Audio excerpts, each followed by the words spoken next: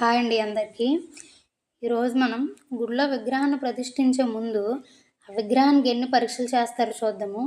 ఇక్కడ చూడండి, విగ్రహాన్ని నీటిలో ఉంచారు. అంటే ఒక రోజంతా ఉంచుతారు. అంటే ఆ నీటిలో విగ్రహాలు ఉండగలవా లేదా, వాటికి తట్టుకునే శక్తి ఉందా లేదా అని పరీక్షిస్తారు. అలాగే పాల్లో కూడా ఒక రోజంతా ఉంచుతారు. ఎందుకు ఇలా చేస్తారు అంటే, ఇప్పుడు మనం ఒక విగ్రహాన్ని ప్రతిష్ఠించామనుకోండి, అది ఎన్ని తరాలైనా ఉండొచ్చు. లేదు, ఈ ఏడాది ప్రతిష్ఠించాము, వచ్చే ఏడాది తీసేద్దాం అనడానికి అవ్వదు కదా. ఇప్పుడు మనం గుడికి వెళ్తాము, నీళ్ళతో అభిషేకం చేస్తాము, పాలతో అభిషేకం చేస్తాము. మనమే కాదు, చాలామంది వస్తారు, చాలామంది చేస్తారు. అలా చేసినప్పుడు ఆ విగ్రహాలు ఆ నీటికి ఉండగలవా, పాలకు ఉండగలవా అని పరీక్షిస్తారు. ఇక్కడ చూడండి, ధాన్యంలో ఉంచారు. ధాన్యంలోన వేడి ఎక్కువ ఉంటుంది. అంటే వేడికి విగ్రహాలు తట్టుకోగలవా లేవా అని చూస్తారు. అలాగే ఎన్నో మంత్రాలతో, ఎన్నో హోమాలతో, ఎంతమందో పంతులతో ఈ కార్యక్రమం మొదలవుద్దండి, ఈ ప్రతిష్టాపన అనేది. అలాగే హోమం వెలిగించేటప్పుడు కూడా ఇక్కడ చూడండి, అగ్గిపుల్ల తీసి హోమం వెలిగించదము అంటే అవ్వదండి. అది ఎంతో మంత్రపూర్వకంగా, సంస్కారయుక్తంగా ఆ అగ్నిహోత్రుని ఆహ్వానిస్తారు. అంటే ఇప్పుడు కర్ర రాపిడి చేస్తే ఓ నిప్పుకొన్న వస్తుంది. ఆ నిప్పుకొనతోనే హోమ కార్యక్రమం మొదలు పెడతారు.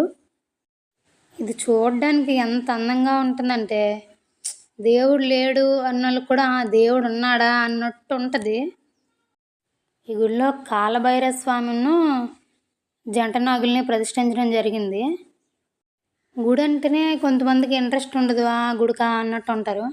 ఆ గుడికి వెళ్ళిన వాళ్ళకి కూడా ఇక్కడ ఈ పూజలు చూస్తుంటే, ఆ మంత్రాలు, ఆ హోమాలు చూస్తుంటే అలా ఉండిపోవాలనిపిస్తుంది అసలు. ఎంతమందో భక్తులతోటి, ఎంతమందో పూజారులతోని, ఎంతమందో భార్యాభర్తల జంటలతోటి, ఎన్నో హోమాలతోని, ఎన్నో మంత్రాలతోని అసలు బుర్రపాడు చాలా బాగా జరిగిందండి. ఇక్కడ చూసారా, నిప్పుకన్ను వచ్చింది. ఆ నిప్పుకన్నుతోని కొంచెం కొబ్బరి పీసేస్తే ఆ కొంచెం మంట రాజుతుంది కాబట్టి ఆ నిప్పుకన్నుతోని హోమాలు మొదలు పెట్టారండి ఆ రోజు. ఆ హోమాలు కూడా ఎన్నో వేర్లతోటి, రకరకాల ఔషధాలతోటి, నెయ్యితోని, రకరకాల ధాన్యాలతోటి చేశారు ఆ రోజు హోమము. ఇక్కడ చూడండి, హోమాలు చేస్తున్నారు. ఆ హోమం కూడా ఆ రోజు మగవారే చేశారు, ఆడవారు ఎవరు చేయలేదండి.